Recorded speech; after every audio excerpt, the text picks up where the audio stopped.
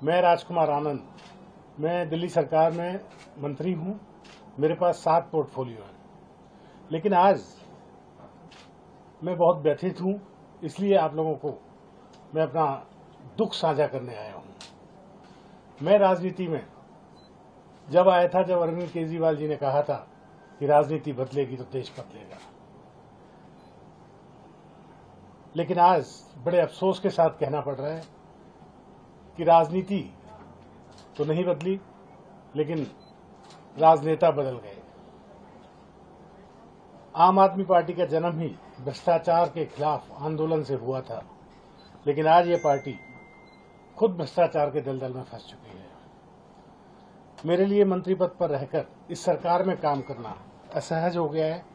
मैं अब इस पार्टी, इस सरकार और अपने मंत्री पद से इस्तीफा दे रहा हूं, क्योंकि मैं इन भ्रष्ट आचरणों में अपना नाम नहीं जुड़वाना चाहता।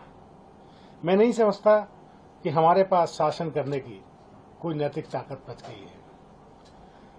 बाबा साहेब डॉक्टर भीमराव अम्बेडकर ने पे बैक टू सोसाइटी का जीवन मंत्र दिया था। उसी की वजह से मैं एक व्यापारी होते हुए भी एनजीओज में आया, एमएलए बना, जनप्रतिनिधि बना, मंत्री बना कि लोगों की सेवा होगी। लोग और मैं यहाँ आया ताकि पे बैक टू सोसाइटी को सच्चे अर्थों में साकार कर सकूं।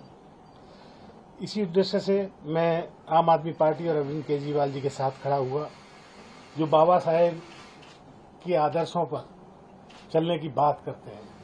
बाबा साहेब का फोटो हर प्रेस कॉन्फ्रेंस, हर सरकारी दफ्तर पर लगाते हैं, लेकिन जब बाबा साहेब के बातों की बात आती है, देखिए रिजर्वेशन तो संवैधानिक मजबूरी है, लेकिन जब बात रिप्रेजेंटेशन की आती है, जब हम ऐसी जगहों पर अपने आदमी भेजने की बात करते हैं, दलित समाज अपने आदमियों को ऐसी जगह भेजने की बात करता है, जैसे हमारे यहाँ 13 राज्यसभा सांसद हैं आम आदमी पार्टी के, उनमें से एक भी दलित या पिछड़ा या महिला कोई भी नहीं है।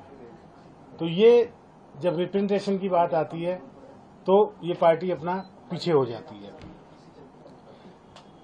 जैसे पिछले दिनों विधानसभा ने बहुत सारे फेलोज की भर्ती की, जिसमें लाखों रुपए सैलरी थी, हजारों नहीं लाखों रुपए सैलरी थी, 2-2 लाख रुपए सैलरी थी, और उसमें दलितों को कोई भी जगह नहीं दी गई, दलितों को बिल्कुल नहीं लिया गया उसमें। तो मैं SC ST का भी मंत्री हूं, समाज कल्याण मंत्री भी हूं। अगर ये मेरे होते हुए ये सब काम ना हो तो मुझे नहीं लगता कि मेरा यहाँ होना जायज है।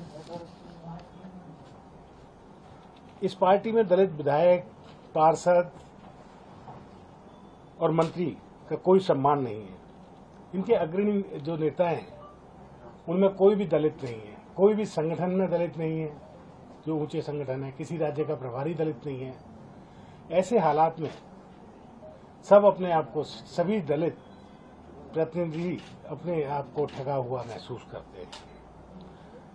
हालांकि बात ये नहीं है कि मैं ऊंची जाति और नीची जाति की बात कर रहा हूं। हम सब एक इंक्लूसिव सोसाइटी में रहते हैं, हम सबका एक साझा सब कुछ होना चाहिए, लेकिन रिप्रेजेंटेशन की बात, प्रपोर्शन की बात करना कोई गलत बात नहीं है। तो इन सब चीज़ों के साथ मेरा इस पार्टी में रहना बहुत मुश्किल हो गया है। इसलिए मैं आप लोगों के माध्यम से ये सबको बताना चाहता हूँ कि मैं इस पार्टी और अपने मंत्री पद से इस्तीफा दे रहा हूँ।